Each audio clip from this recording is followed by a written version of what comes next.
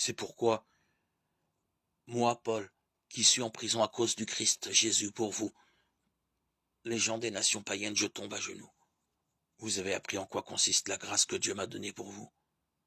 Par révélation, il m'a fait connaître le mystère du Christ, dont je vous ai déjà parlé dans ma lettre.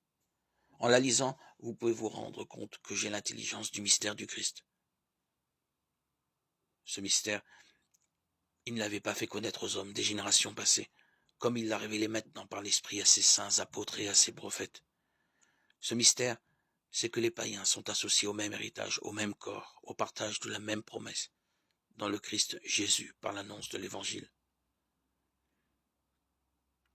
De cet Évangile, je suis devenu ministre par le don de la grâce que Dieu m'a accordée dans la force de sa puissance.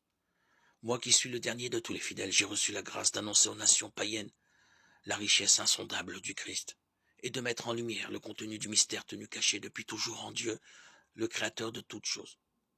Ainsi, désormais, les forces invisibles elles-mêmes connaîtront grâce à l'Église les multiples aspects de la sagesse de Dieu. C'est le projet éternel que Dieu a réalisé dans le Christ Jésus notre Seigneur.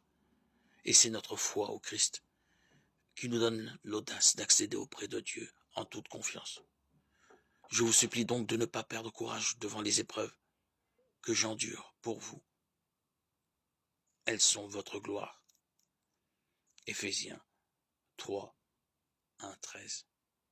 Le mystère de la réconciliation de tous les hommes est un seul corps par l'Évangile dont Paul est le ministre.